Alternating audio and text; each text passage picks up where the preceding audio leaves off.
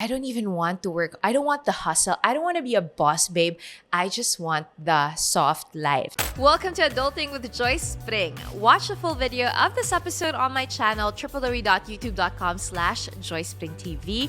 And if you want to level up your adulting game, check out joycepring.com/collections for my digital products and courses. So many people are talking about it, and meron akong mga girlfriends who are younger than me and older than me, who are not yet married, who have been talking to me and DMing me like, yes, girl, yes, queen, that's the soft life. So para ako, ano bang ibig sabihin nitong soft life na to? Apparently, it's been trending on social media. And if you are on TikTok or on Instagram, you've probably seen these short videos of girls saying na, I don't even want to work. I don't want the hustle. I don't want to be a boss, babe. I just want the soft life. So ano nga ba tong soft life na to? So producer Kiara has prepared for us a definition. Basahin natin to. Soft life is a way of living that prioritizes comfort, ease, and pleasure above other priorities. It doesn't mean one is aimless or unproductive in life. Rather, it is a conscious choice to live in a way that brings joy, contentment, and peace. And it entails having time for leisure, indulging in self-care, and minimizing unnecessary hustles. Now, this has been popularized now on social media because a lot of women, especially millennials who grew up in this hustle culture, are now realizing that, wait, I don't want this hustle culture. I don't want to constantly be working so hard to try and find purpose and meaning in life.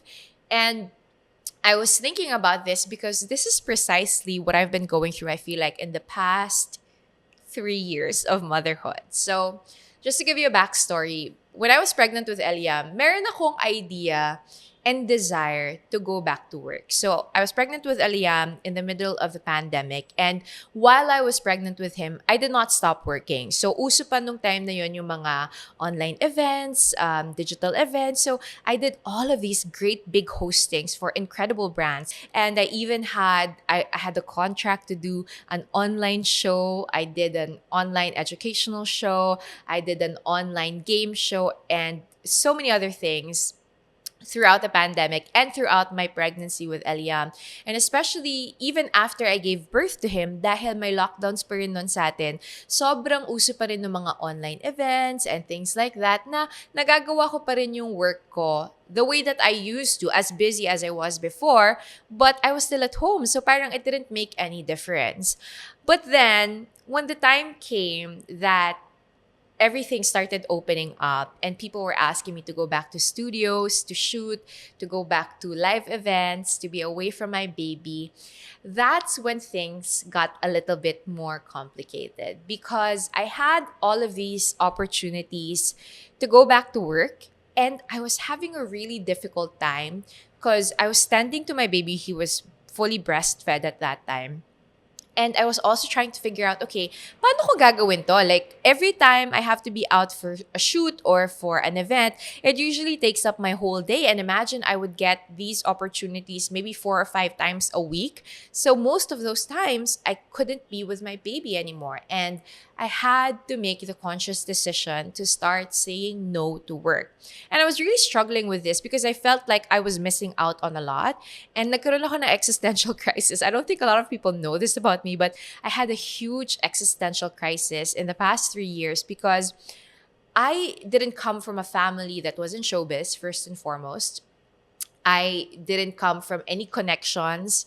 And I really felt like I worked so hard to be where I was at that point in my career. I felt like I was very successful. I felt like I had made a good career for myself in TV, in events, and even in broadcasting. And I was presented with all of these opportunities. And then now all of a sudden, I'm missing out on them because I had a baby. And that's what to track back a little bit, that's what I was afraid of when Juancho and I got married and he wanted to have babies na immediately. I told him, hindi, we got married at 26 and I was telling him, 4 more years. I'll get pregnant when I'm 30 or 31. Doon na lang tayo mag-start because I still had a lot of things that I wanted to do in my career. But somewhere in the middle of the pandemic, parang God gave me peace and prompted my heart to submit to my husband. And nagkaroon ako ng personal desire than to start a family already. And that's why we tried for a baby in 2020. And praise God, di ba, na-bless kami kaagad ng baby. But, that fear came then after Eliam came. And I was presented with a choice of either slowing down a little bit in my career or going full throttle again and leaving him more and getting a yaya, because at that time I didn't have a yaya, I didn't have a nanny. And it was just it was a hard and an easy decision in this way. It was hard for me to start saying no to opportunities and career things that I've always desired for and worked hard for in the past 11, 12 years that I've been in the industry. But it was easy in the sense that I was asking myself, who's going to raise my kid?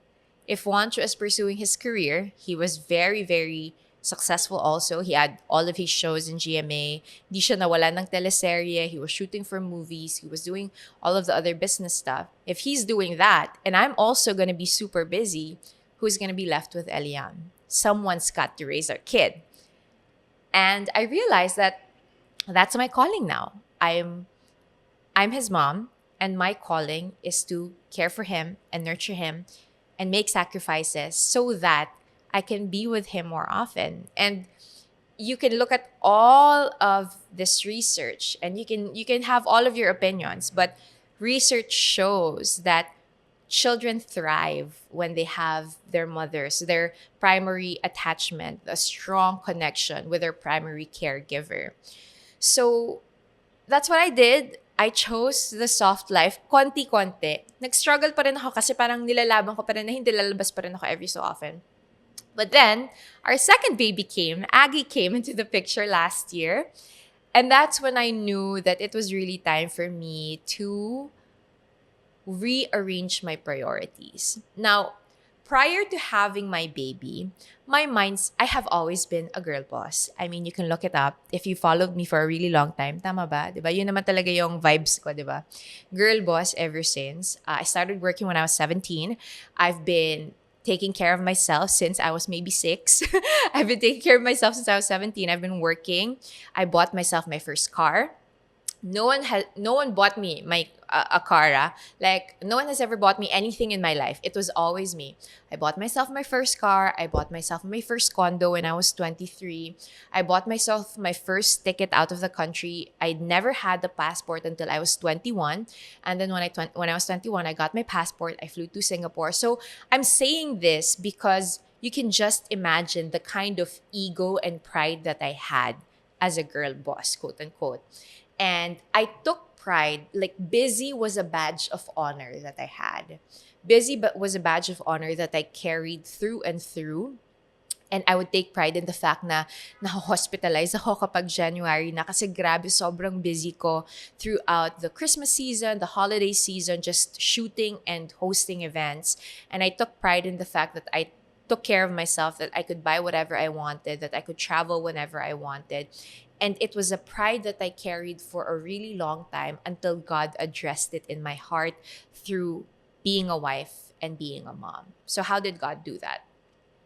For the longest time, I always thought that why would I do things if I could pay somebody else to do it? So, pagdating sa pag-design ng bahay, I would pay somebody to design our Christmas decorations because I just could not be bothered. It didn't matter to me na, bakit ako magde-design yan? Pwede naman ako magbayad ng ibang tao to do that. One, I never cooked in my life. Like, I knew how to, hindi.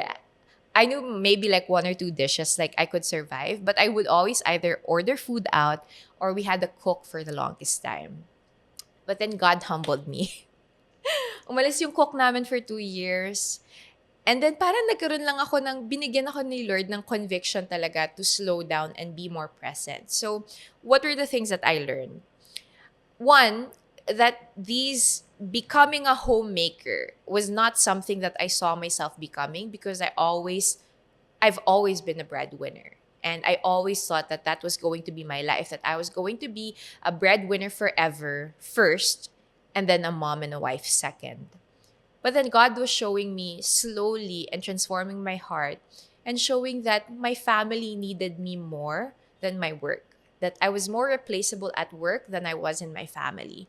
That anybody could do what I'm doing. There are a lot of talented hosts and broadcasters out there who could easily take my opportunities, and they did. There were so many other people who, when I didn't want to fly out for an international show, when I didn't want to do shooting for like 14, 16 hours, somebody else did.